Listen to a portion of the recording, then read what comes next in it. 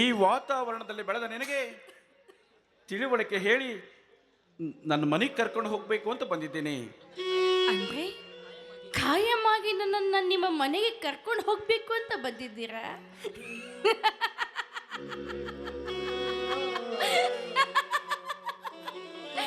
ಈ ಮನೆಗೆ ಬರೋರು ಎಲ್ಲರೂ ಇದೇ ಮಾತನ್ನ ಹೇಳ್ತಾರೆ. ನನ್ನನ್ನು ನೋಡಿದ ತಕ್ಷಣ ನೀನು ನನ್ನ ಸೌಂದರ್ಯದ ದೇವತೆ, ನಾನು ನಿನಗೆ ಹೊಸ ಜೀವನ ಕೊಡ್ತೀನಿ, ನೀನು ಕೇವಲ ನನ್ನವಳಾಗಿರ್ಬೇಕು ಅಂತ ಹೇಳ್ತಾರೆ.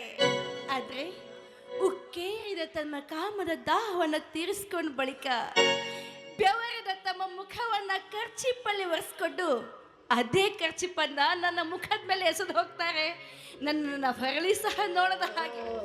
ನೀನು ನೀನು ನಿನ್ನಗಾದ ಅನುಭವ ಹೇಳ್ತಾ ಇದ್ದೀಯ. ಇದರಲ್ಲಿ ನಿನ್ನ ತಪ್ಪೇನೂ ಇಲ್ಲಮ್ಮ. ಬಿಸಿ ಬಿಸಿಯಾದ ಪಾಯಸವನ್ನು ಕುಡಿಯಲು ಹೋಗಿ ನಾಲಿಗೆ ಸುಟ್ಟುಕೊಂಡ ಮಗು ಮೊಸರನ್ನು ಸಹ ಊದಿ ಊದಿ ಕುಡಿದಿತ್ತಂತೆ. ಅಂದಾಗ ನಿನ್ನ ತಂದೆಯ ಸ್ಥಾನದಲ್ಲಿ ನಿಂತು ನಾನು ಹೇಳುವ ಹಿತೋಕ್ತಿ ನಿನಗೆ ಹೇಗೆ ಅರ್ಥವಾಗಬೇಕು ಮಗಳೇ, ಹೇಗೆ ಅರ್ಥವಾಗಬೇಕು?